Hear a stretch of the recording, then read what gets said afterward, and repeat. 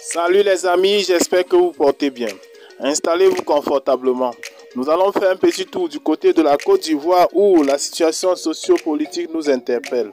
Car les avocats de Guillaume Soro frappent fort et mettent le pouvoir d'Abidjan dos au mur. Abonne-toi à notre chaîne pour ne plus rater nos prochaines vidéos. On commence. Comme nous vous l'avons annoncé au début de cette vidéo, depuis la décision de la Cour africaine des droits de l'homme et des peuples, dans laquelle elle ordonne à l'État de la Côte d'Ivoire de suspendre le mandat d'arrêt émis contre l'ex-président de l'Assemblée nationale Guillaume Soro et ses compagnons, qui sont en détention depuis le 23 et 24 décembre 2019. Le collectif de leurs avocats ont tenu une conférence de presse le vendredi 24 mars 2020 à Abidjan, pendant laquelle Maître Raoul Ngoïbi a déclaré que la décision de la Cour a été notifiée aux autorités ivoiriennes et qu'ils sont à la phase d'attente de son exécution dans un délai de 30 jours, comme les textes l'indiquent.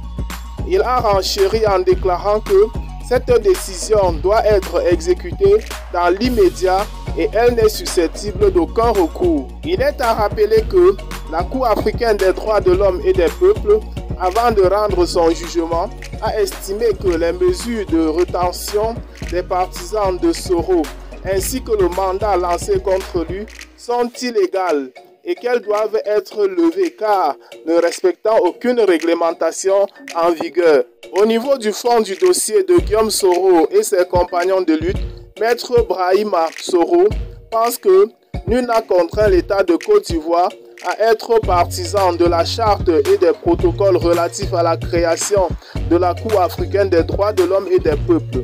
D'ailleurs, la constitution ivoirienne fait expressément référence à cette charge et au protocole relatif à la création de la Cour.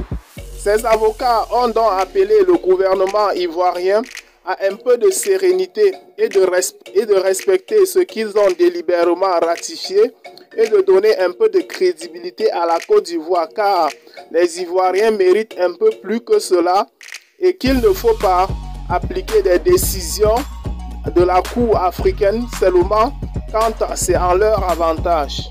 Maître Ibrahima renchérit tout en terminant en disant que pour le moment, l'État de la Côte d'Ivoire est dans l'émotion.